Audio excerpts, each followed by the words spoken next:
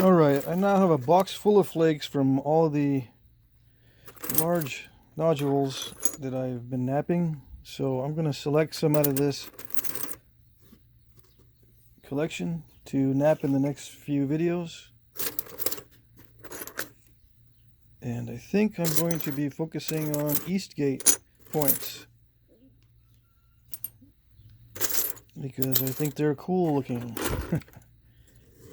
I'll be using the silver sheen and stuff. I'll be using the lower quality stuff because that's what people want to see.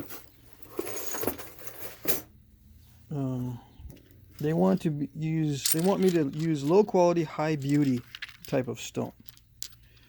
The best obsidian is the clear stuff, like this. I mean, this is, let's see. I don't know if we can see through the edge here. Yeah, if I hold it up to the sun, this is the brownish obsidian clear stuff that I made my first blade from. my first knife video. I have the other knives here, but I keep forgetting to bring in the first knife. But anyway, I'm not going to use that. I'm going to use these, or this lower quality obsidian for the next few videos. Okay.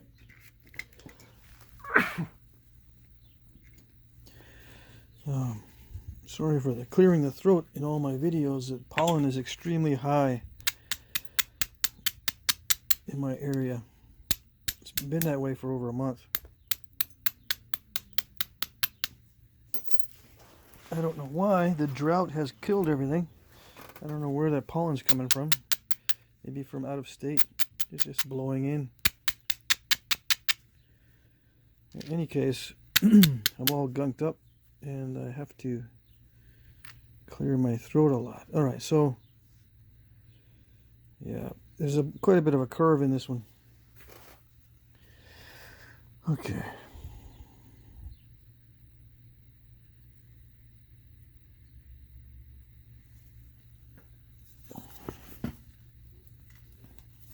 I just watched one of my videos on double speed. That's funny. It's so funny.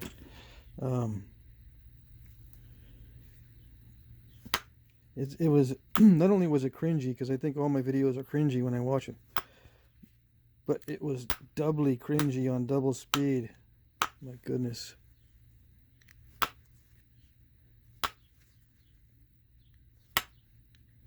And my voice didn't change all that much.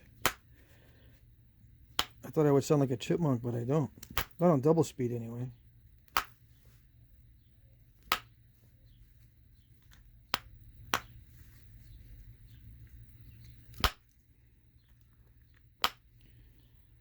So I watched the video that I napped this banded obsidian into a knife blade.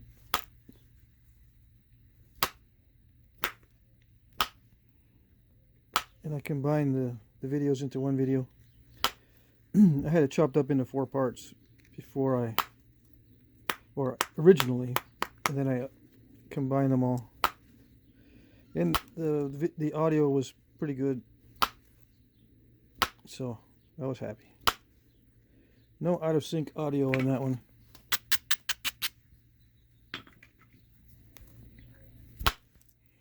So I'm going to make an Eastgate, and it's very similar to a Texas Catahoula point. Eastgate was found throughout the Great Basin and other areas. It's a very wide distribution. All of Nevada, for sure. I think all of Wyoming too, but I need to brush up on where all the states are. Geography.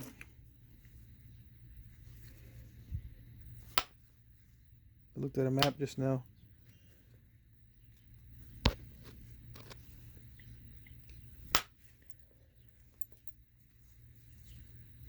Okay, so it's a pretty bad curve, but the Eastgate points luckily, are extremely variable in size, so I don't have to be too precise.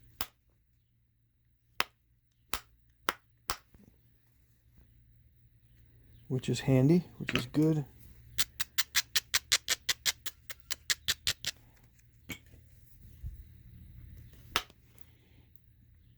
I think they look bifacially flaked, the ones I was looking at on the internet.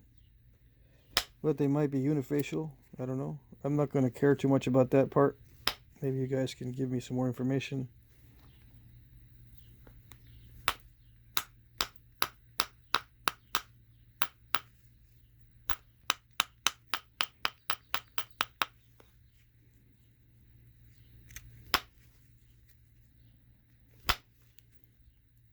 I just uploaded a video that I made this morning on explaining thinning with words.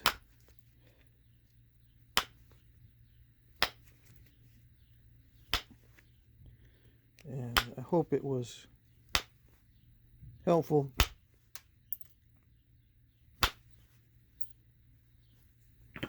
When I first started watching YouTube videos in 2007, when I first joined YouTube, I would watch videos over and over and over again, sometimes without the sound, because personally I don't really trust the narration very much. I did in the beginning, but I don't anymore.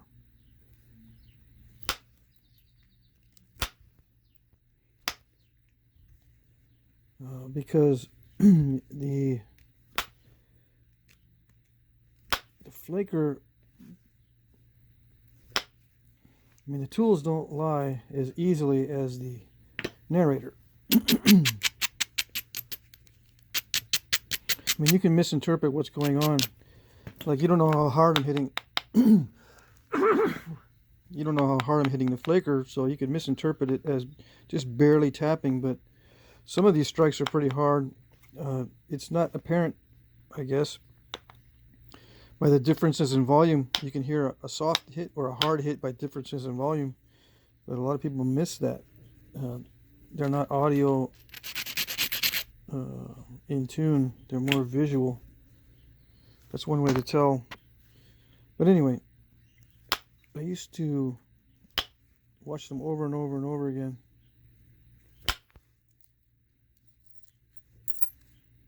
And I've had some people tell me that they've watched my videos over and over and over again whenever I'm not posting.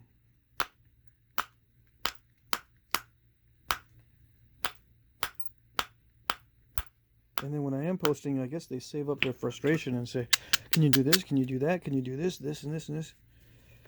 Because I don't want to watch the other video that you made over and over and over again. I think it's funny. I hope, yeah, okay, fine. If I have time, and I'm grateful that I'm having time right now. There was a bunch of stuff going on in the news. Obviously, there's a bunch of stuff to distract everyone from their daily lives and blah blah blah. But right now, I'm lucky that we don't have much going on as far as distracting me from Flintknapping. I still can't go anywhere. I'm kind of locked down to my house, as far as, not because of the virus, but because of family obligations. But soon, I'm going to cross my fingers, soon, I keep saying that, but soon I'll be freed up to do a lot more on video. I'd like to be able to change my location and go to different places, at least have some trees and some wildlife and some outdoor spaces. I don't have anything here really, except a bunch of desert. But it's not the nice kind of desert either. It's the wind-blown, barely any plants, lots of industrial storage type of desert. And by industrial storage, I mean oil tanks, natural gas, storage facilities, and various other industrial buildings out in the country instead of trees. The only thing nice about here, the only thing nice out here is the sunsets. Sunsets are fantastic. And the sunrises. But other than that,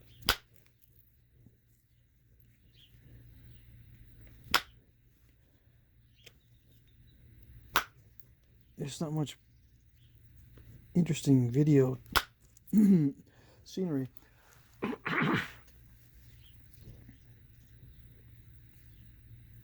Okay. Well, I got most of the curve out. Just whittling it down.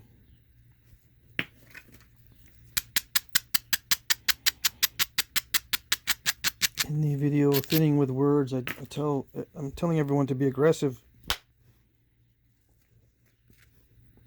You know, after a while you get used to a certain level of aggression and it seems calm. But it's not. It's a little bit deceptive. I'm still right on the verge of breaking this with every strike. But I've gotten to the point where I'm used to it. If it breaks, it breaks. I mean, I've broken literally hundreds of points. I just fished out some more stuff. I'm probably going to do another refurbish video. Let's see. I found a bunch of broken stuff that I've been working on just to experiment with the different materials. Some of this is heat treated and some isn't.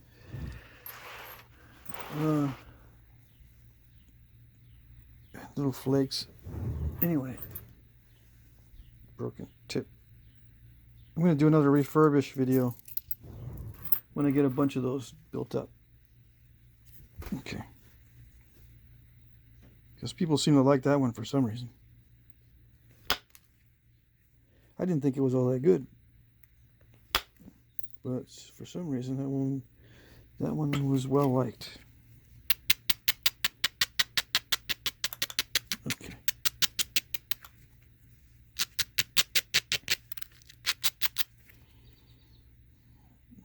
It's at this stage I say I could finish this with pressure, but I'm not going to.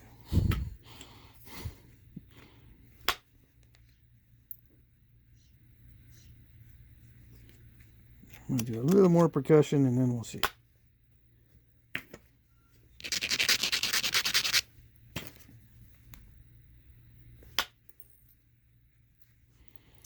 It's risky though. This material is very steppy.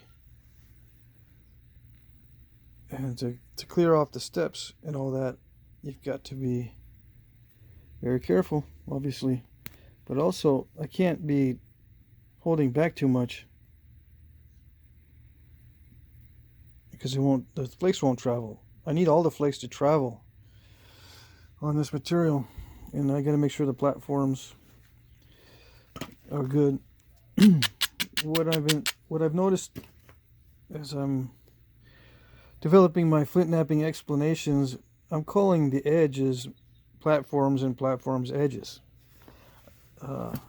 So that might be confusing.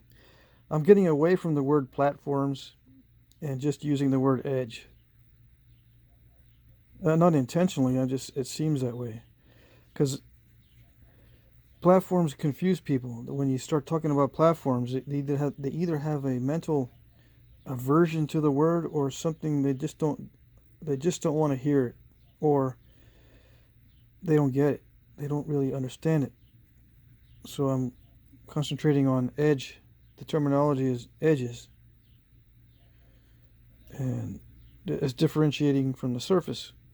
Now, a platform can be either the edge or the surface. So I don't know if that's confusing or not, but you can push on the edge or the surface. Now, if you don't know the differentiation between the two, I don't know if that's a word, differentiation, but if you don't know the difference between the two, and I say push on the platform, it's vague. You don't know if you should be pushing on the surface or pushing on that edge, right? I think. So I'm going to bring it down to a simpler explanation and just say you need to be striking or pressing on the edge, and it's or the surface, and it's different. You do either one depending on the situation. Okay.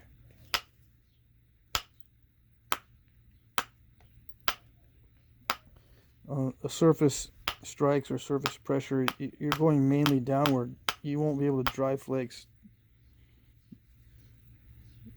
by being on the surface with your tool, unless the surface rounds over the edge, or becomes a rounded edge. Then you can, but then it's very dull, and that's usually for percussion and not for pressure, and not for these little flakes, because when it's rounded like that, the platform is extremely strong, and when I'm trying to take out little flakes, I don't want a very strong platform.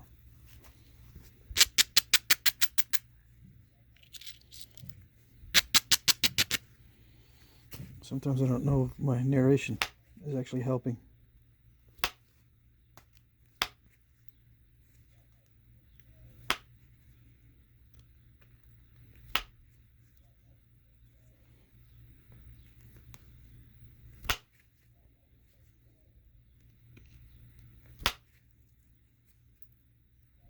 That's close. Almost overshot, or maybe I did. Yeah, I did a little bit.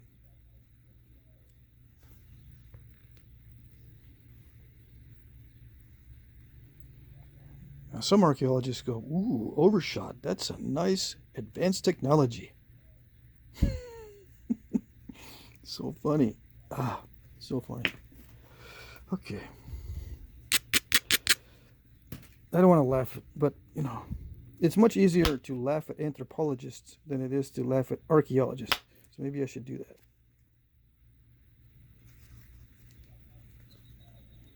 Make fun of anthropologists instead.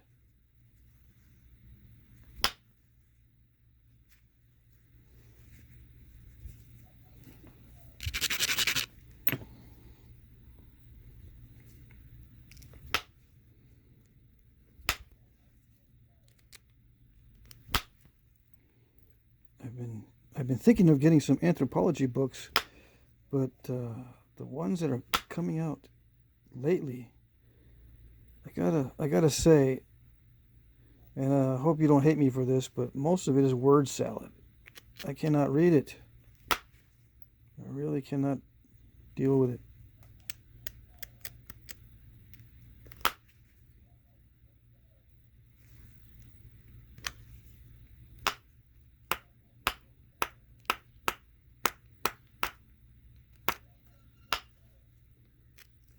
Some people like that. They like all the jargon, all the weird explanations that seem to be so easily created by smart people. It's so difficult to understand by the layman.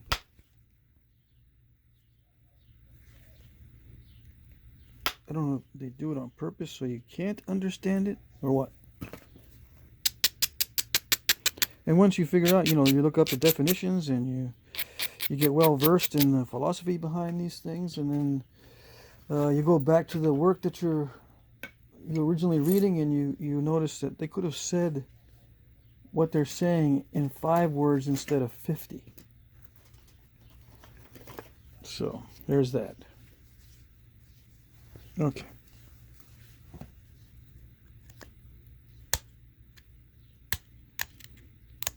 And I will not give you examples. Sorry.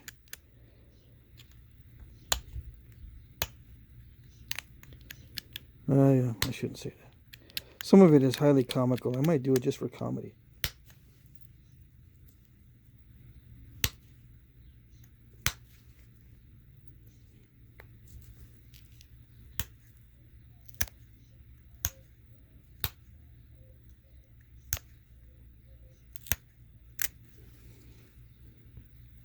I had one guy suggest to look into my camera settings and see if I can fix some of my exposure. For some reason, I don't know if it's for some reason, but a lot of times it's difficult to see what I'm doing because the exposure isn't able to highlight or pick up the dark obsidian because I have a white glove and that sort of thing. Or it's not white, it's a very light color.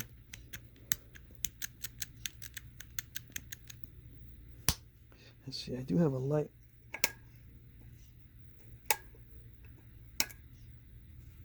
I usually have the light on, but I had the light off today because it's very bright right now outside.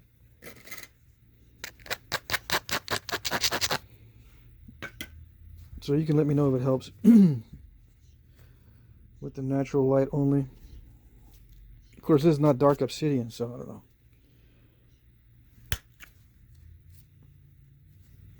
Alright, so what I'm doing is just preparing the preform, regularizing the edge. I don't know if that's a word. And then thinning it a little bit more because it's so much easier to do the notches when it's thin. For those of you just tuning in.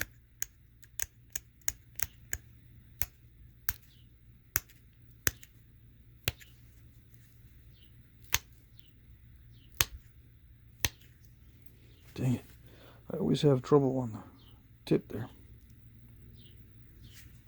Because I don't want to overshoot, so I tend to hold back on the flaking because I don't want to overshoot.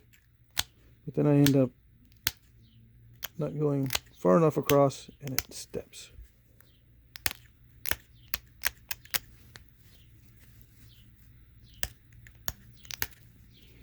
I think some of the Eastgates that I saw were serrated, so I might put some serrations on this.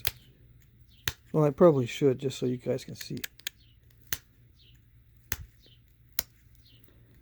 I don't know how the preforms were developed on these. I didn't look into them that much. And a lot of archaeology doesn't go into the preforms of these points, so there might not even be a study on preforms for Eastgate or other types made of obsidian.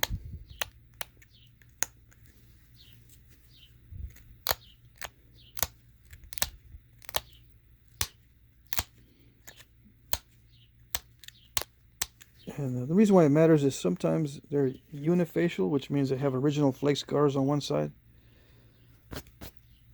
A lot of artifact preforms start out as unifacial and they end up bifacial, or sometimes they're still unifacial after they're done.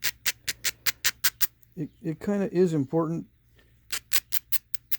just for the experience of knapping in the same way as the ancestors did. I know a lot of people knap for that aspect. They think it's, on a side note, they think it's blasphemy to knap with metal tools. Oh well.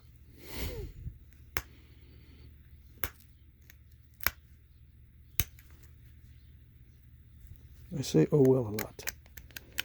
Okay.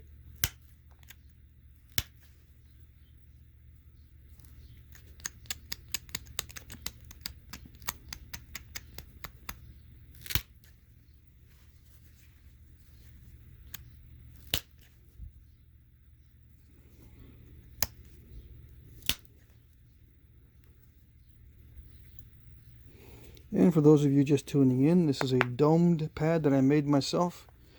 It's not a piece of bread with a hard crust.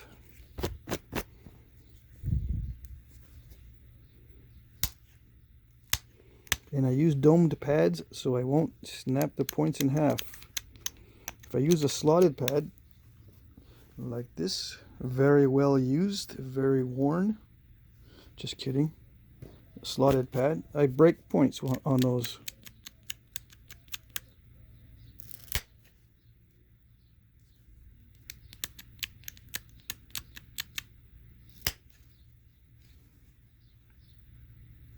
So this material, even though it's kind of crackly like I've been describing it, it does flake okay as long as everything is perfect.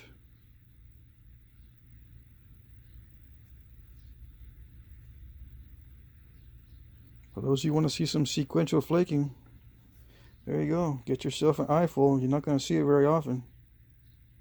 Well, not on this channel. Well, maybe later.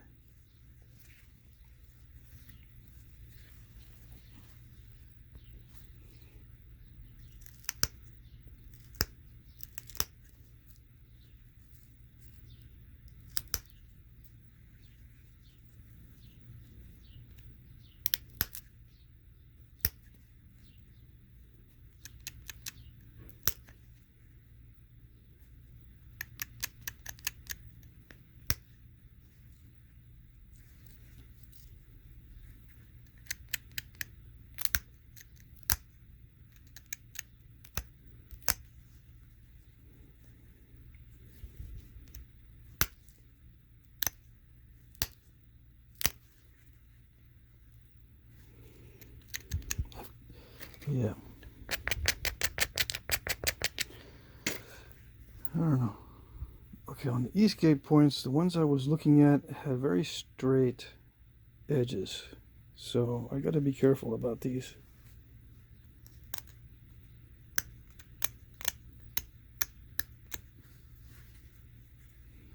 And the tips are pointy, but they're not needle tips.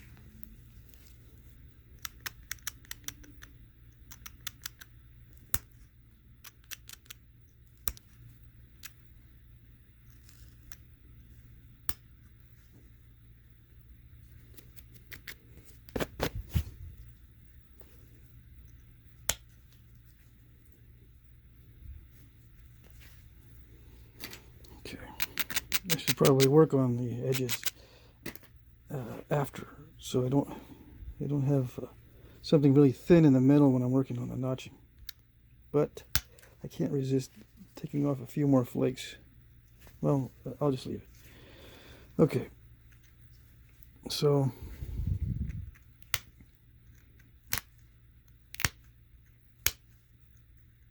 yeah, I should be able to finish this in the next segment. So I'll put them together and upload it as one video. Keep my fingers crossed. Looks like this material isn't too bad.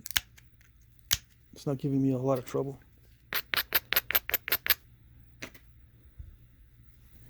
It is kind of thick right now.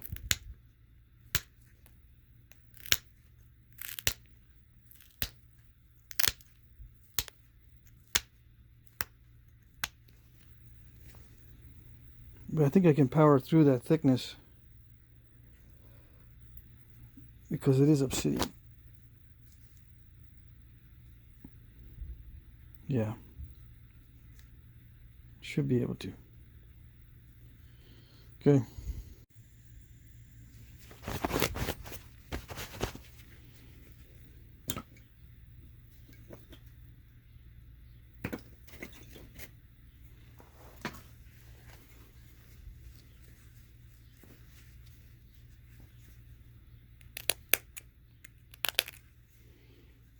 Now there's two different kinds of Eastgates, right? There's Eastgate regular and Eastgate split stem.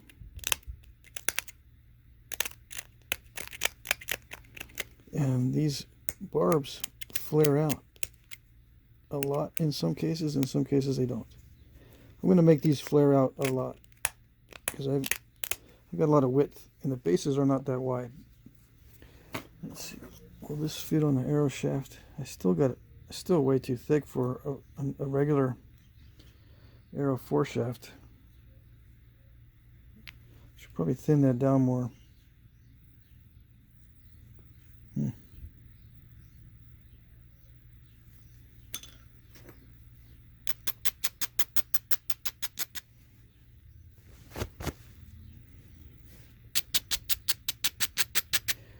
Luckily, they're constricted. They're constricted in the middle here in some cases, so I have room to thin it down some more.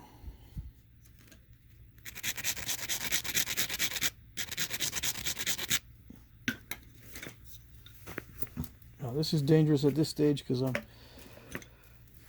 with indirect percussion, because I'm very narrow as far as relatively speaking. We'll see.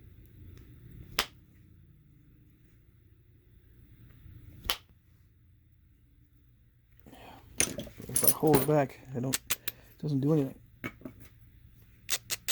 Okay.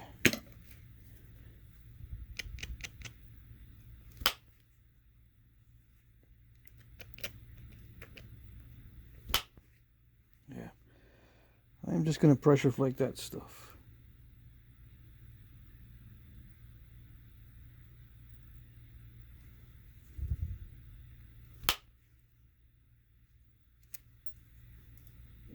I got one flake.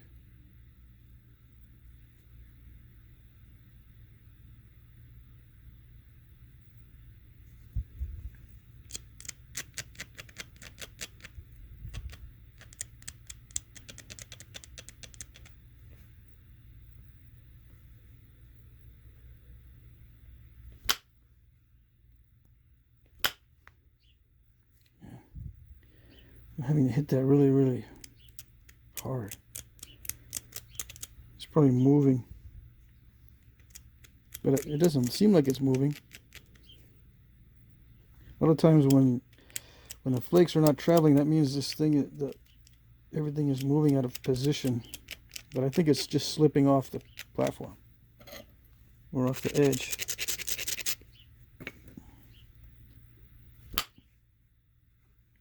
Yeah, it must be slipping.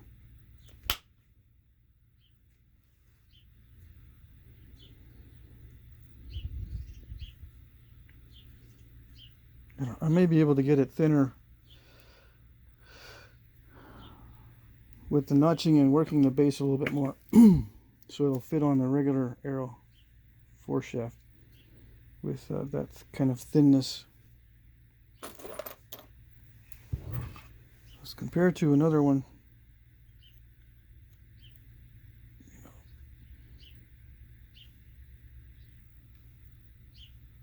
this Arrowhead fits easily.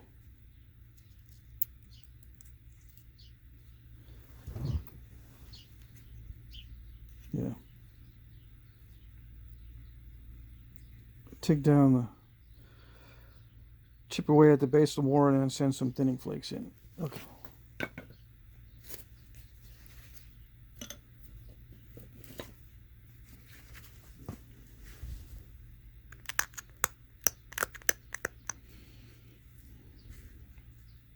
I think these barbs are squared off. Now that I remember.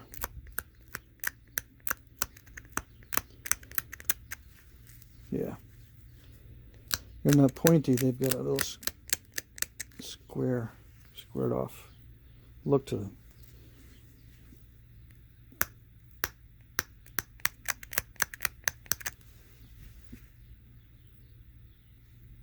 Gotta work on the symmetry a little bit.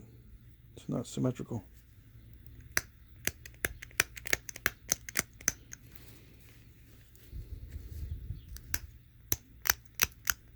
This stuff is very slippery.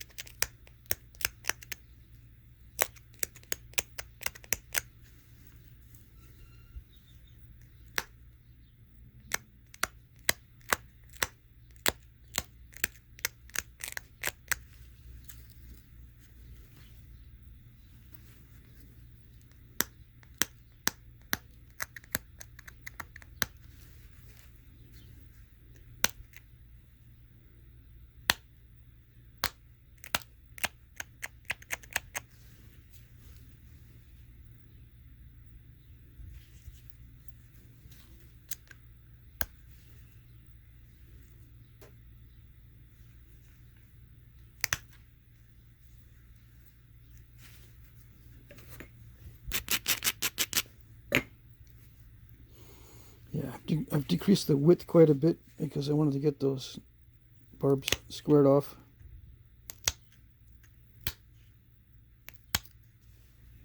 Hope I didn't overdo it.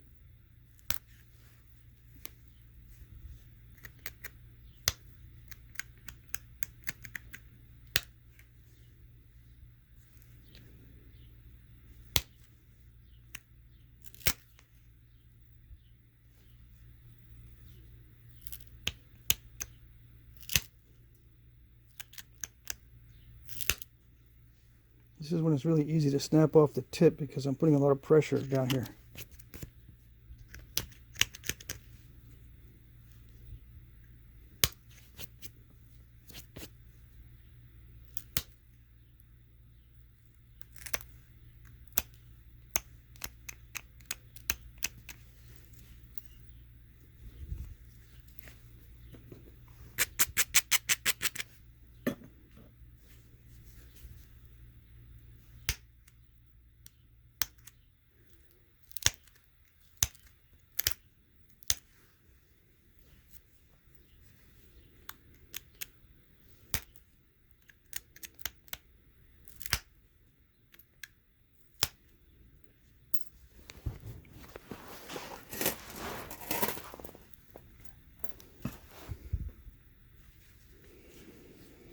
Okay, let's see.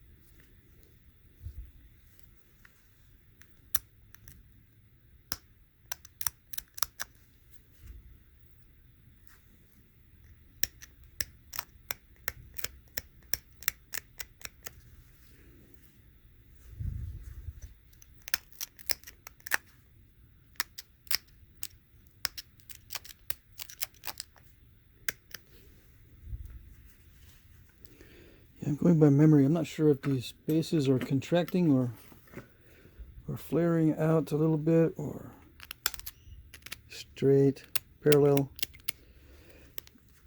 I think there's a variety.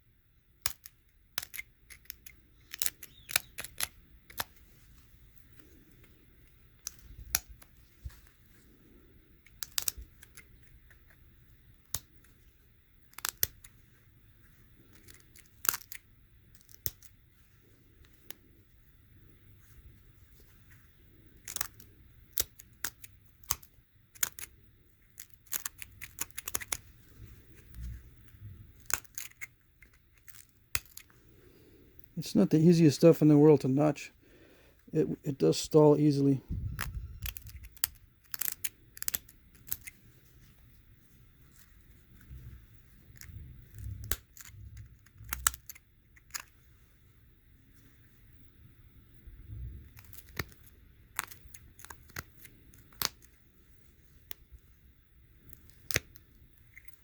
Which makes you want to use excessive force, which is dangerous.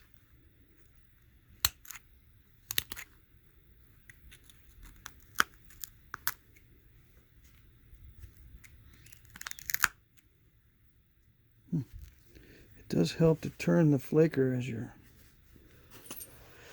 flaking. Okay, so the thickness is a little bit thick for this particular fore shaft, but it's close.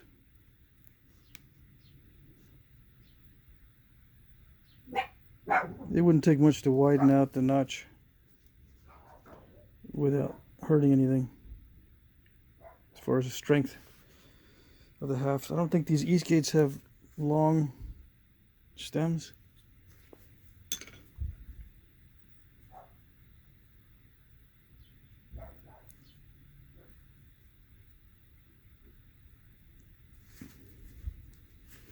I could try to thin the stem from the sides, but no.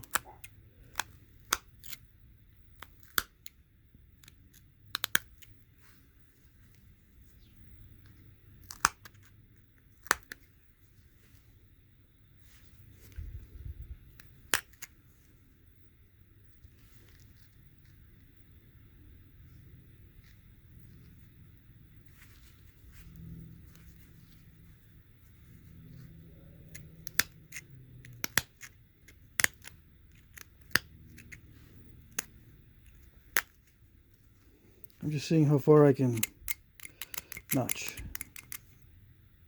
How far can I take those notches? I could probably work them pretty well, but I'm going to stop there. Okay, I could go in a little bit. I could expand them a little bit more. I'll just leave it alone.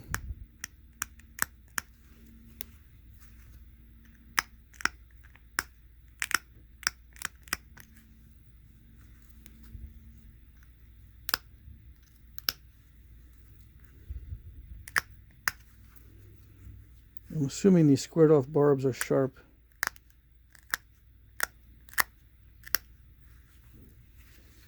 You know, on the bottom there.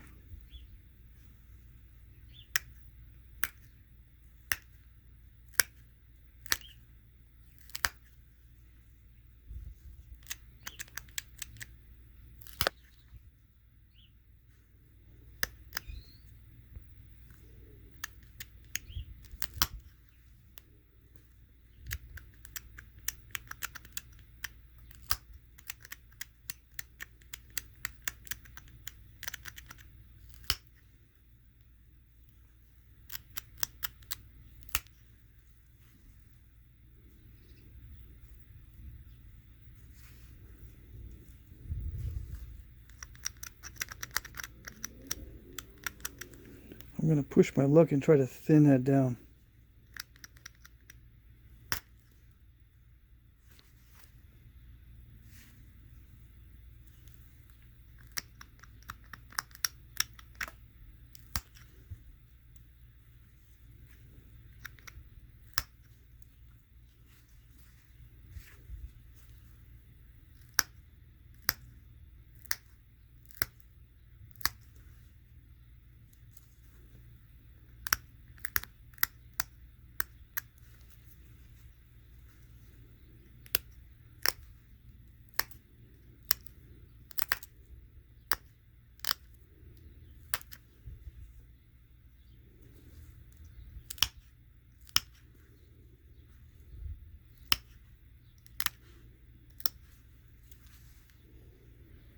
Okay, I want a nice pop out so it'll be nice and sharp.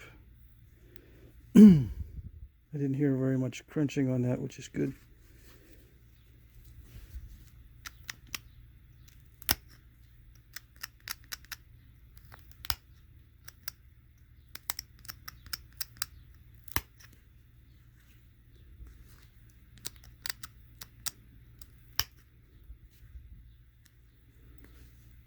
Okay, this is where it gets dicey.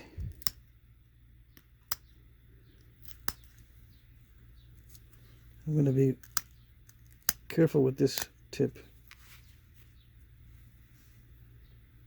It's already getting a little bit unsymmetrical or asymmetrical.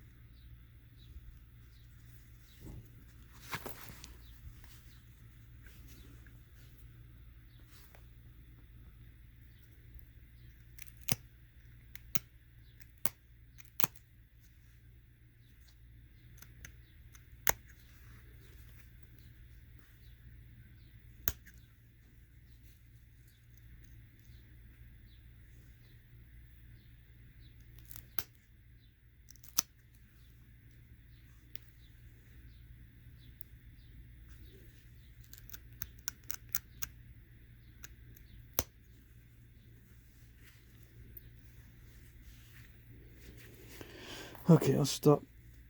I'll stop at that point.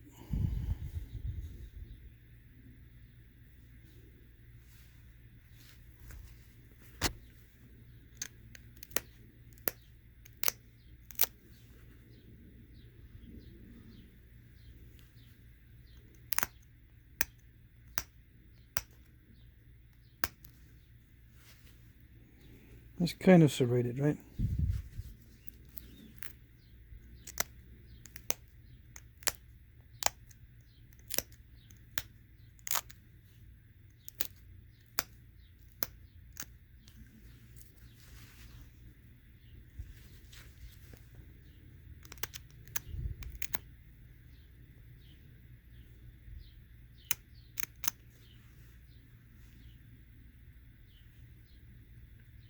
All right, the edge is not perfect, but it's very sharp. And I think I got the basic shape, and these are not going to be difficult to do on the other types of obsidian. I'm going to try to do an exact copy of this.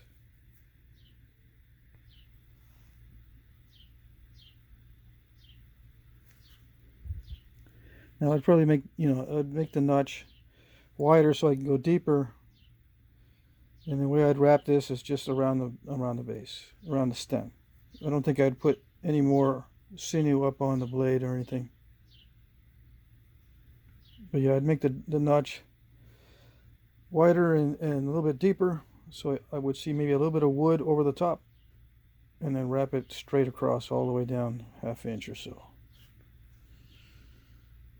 Just for those who are curious. Okay.